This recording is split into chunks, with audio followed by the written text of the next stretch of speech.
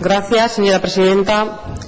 Señor consejero, no me dirá usted que cuando menos no le plantea a este grupo interpelaciones sugerentes, que estoy convencida de que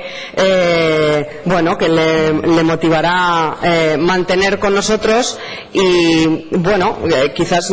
también le incomodan un poco porque al final pues se pone en evidencia la realidad, y es que este gobierno hizo una serie de ofertas y de promesas al inicio de la legislatura y desde luego muchas de ellas no se han cumplido.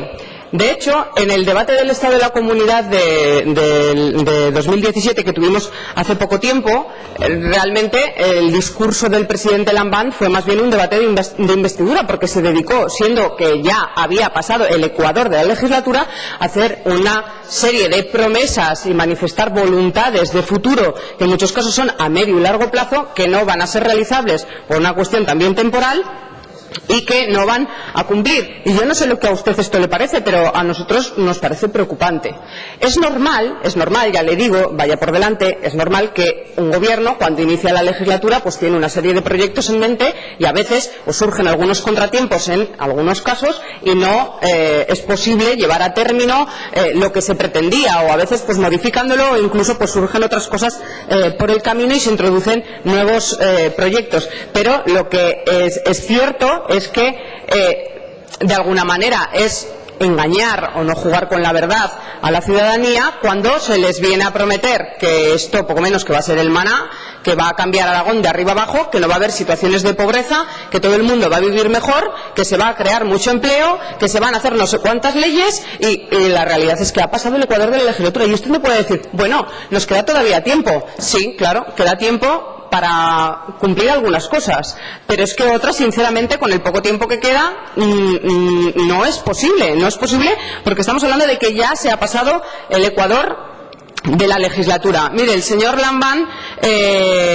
dibujó una situación dramática de la comunidad autónoma cuando tomó posesión. Eso es verdad, yo no sé, señora presidenta, puede hacer dos cosas a la vez, me alegro. Yo no sé si el señor Lambán, por supuesto que tuvo mucho cuidado de culpar al gobierno de España, de culpar al gobierno anterior y de decir que el margen de maniobra de la comunidad autónoma era relativo, ya excusándose, yo creo que ya sabiendo que todo lo que estaba proponiendo o prometiendo no lo iba a cumplir. Fue un discurso grandilocuente y ambicioso, y también puso en evidencia, puso de manifiesto que había habido negociaciones que era un tanto singular, porque no era un pacto de legislatura, no era un pacto estable, sino que eran negociaciones vis a vis con cada una de las otras tres fuerzas, pero que los documentos eran públicos. Pues mire, y tan públicos, de hecho, pues yo me los he estudiado bien: las 50 medidas de Chunta Aragonesista, el decálogo de acuerdo de investidura con Podemos y las 35 medidas para transformar Aragón. Y he subrayado cada una de las cosas que no se han cumplido y que tampoco sabemos si se van a cumplir. Entonces, a mí me gustaría, y utilizaré el tiempo para mi otra intervención, porque prefiero darle a usted la oportunidad para que usted mismo, que además, como sabía claramente el título de la interpelación, pues supongo que usted viene preparado para decirnos y explicarnos a todas sus señorías pues cuáles son todas aquellas cuestiones que no ha cumplido el gobierno, todas aquellas ofertas y promesas y voluntades que manifestó en el inicio de la legislatura que a fecha de hoy se han incumplido. Y a partir de ahí seguimos hablando, señor consejero. Gracias.